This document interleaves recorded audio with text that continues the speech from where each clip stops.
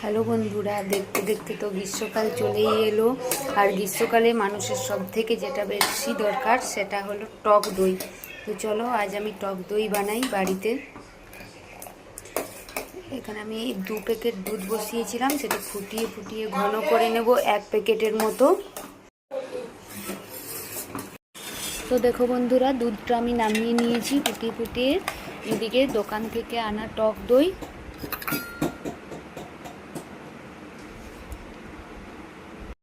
এখানে 2 চামচ টক দই নিয়ে নিয়েছি। এটা ভালোভাবে ফেটিয়ে নেব। দেখতে হবে টক দইটাতে যেন জল না থাকে। তো চলো এটা আমি ফেটিয়ে নিই। এই যে দইটা আমার ফেটানো হয়ে গেছে। এদিকে দুধটা হালকা ঠান্ডা করে নিতে হবে যেন আমি আঙুলটা চুবাতে পারি সেই রকম। এই যে আমার ছেলে বসে গেছে সেটা করতেই।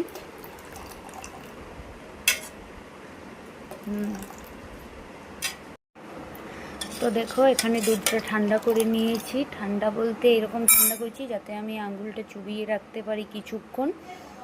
চলো ওই ফেটানো দইটার সাথে অল্পটুকু দুধ মিশিয়ে ভালোভাবে গুলে নেব যাতে দুধটার সাথে ভালোভাবে মিশে যায়।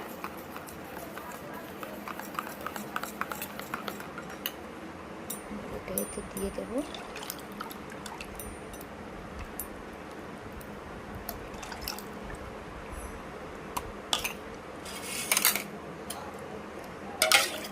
আবার এটা ভালোভাবে নেড়ে নেব যাতে দইটা দুধটার সাথে ভালোভাবে মিশে যায়।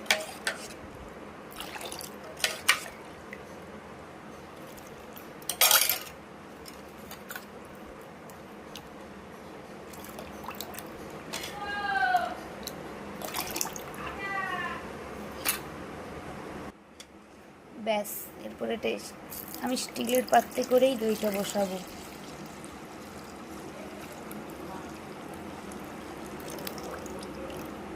ঢেলে দিলাম।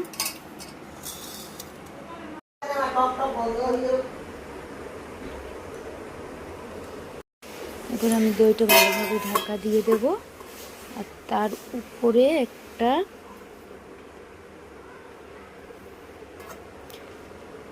আমি এটা ফ্রিজে দেব না, এটা আমি বাইরেই করব, দই পাতবো। চলো এটা এবার 5 থেকে 7 ঘন্টা পর খুলবো। তো দেখো বন্ধুরা, এখন আমি 7 থেকে 8 ঘন্টা পর চলে এসেছি। এবার দইটা খুলে দেখব কেমন হয়েছে।